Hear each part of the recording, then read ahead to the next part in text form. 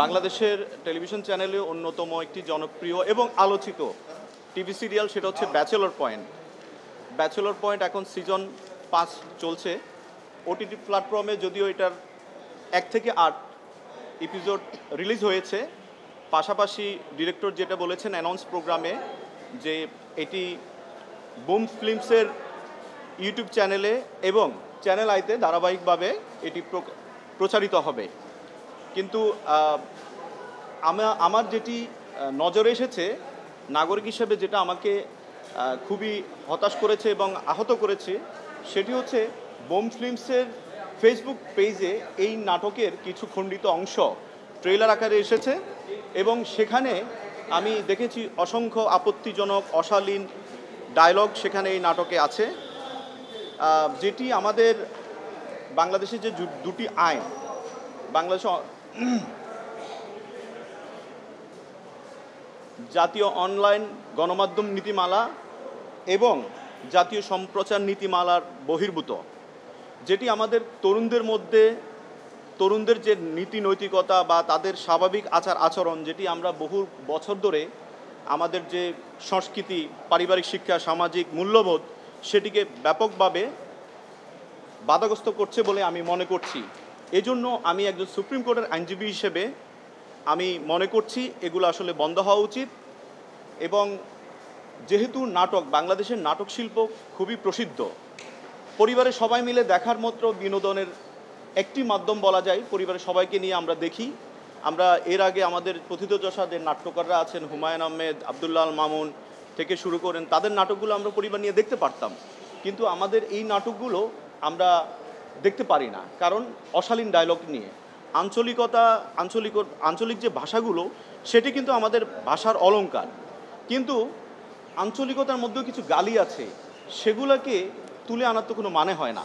সেগুলো অভিনেতারা, আমি বিশেষ করে যেটি বলবো যে মারজুক রাসেলের মুখ দিয়ে নোয়াখালীর কিছু শব্দ উচ্চারিত হয় যেগুলো খুবই আপত্তিকর এবং এগুলো গালি, কোনো এতে কোনো বিফও ইউজ করা হয় না, সরাসরি এগুলো প্রচারিত হচ্ছে, যেটি আমি মনে করি এটা শিশুদের, কোমলমতি শিশুদের, যেহেতু এখন ইউটিউব, ফেসবুকে শিশু কোনো সবাই ঢুকে,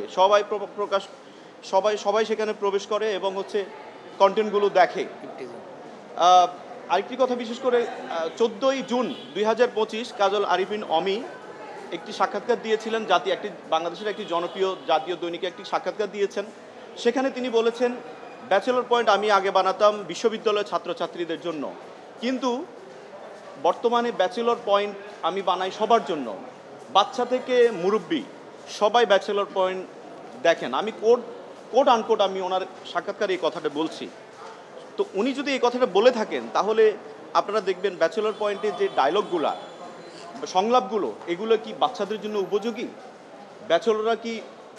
ব্যাচেলর তো আমরাও ছিলাম, আমরাও মেসেজ ছিলাম, আমরা কি এই শব্দগুলো ইউজ করতাম? নারীদের প্রতি অবজ্ঞাসুলভ শব্দ ইউজ করা হয় এবং ব্যাচেলরদের মধ্যে বিশেষ করে এমন শব্দ উচ্চারিত হয় মাদকের ব্যাপারে, যেটি হচ্ছে বাচ্চাদেরকে মাদকের প্রতি আগ্রহ বাড়াবে। সুতরাং আমি আমার দায়িত্ববোধ থেকে, এবং যেহেতু এই সংলাপগুলো অশালীন শব্দগুলোর কারণে এই জাতীয় অনলাইন গণমাধ্যম নীতিমালা 2017 এবং জাতীয় অনলাইন গণমাধ্যম নীতিমালা 2014 3, 4 ও 6 নং অনুচ্ছেদ সরাসরি এখানে চলে আসে, এটাকে লঙ্ঘন করা হচ্ছে। অর্থাৎ বিনোদন হতে হবে সুস্থ ধারার, আমাদের যে সামাজিক মূল্যবোধ সেগুলোকে। আমি এই আইনি নোটিশের মাধ্যমে আমি ওনাদেরকে যেটা বলতে চাচ্ছি সেটি হচ্ছে, কাজল আরিফিন অমি এবং আমি আরও অভিনেতা মারজুক রাসেল, সাইদুর রহমান পাবেল, জিয়াউল হক পলাশ, শিমুল শর্মা, আমি ওনাদেরও লিগ্যাল নোটিশ দিয়েছি। আমি তাদের কাছে যেটা বলতে চাচ্ছি, কাজল আরিফিন অমি বলেছেন যে এই নাটকটি সিজন 5 আরও 120 পর্ব পর্যন্ত প্রচারিত হবে। 120 পর্ব, মাত্র 108 পর্ব, 1 থেকে 8 পর্ব প্রচারিত হয়েছে। আমি এই আইনি নোটিশের মাধ্যমে আমি ওনাকে সময় দিয়েছি,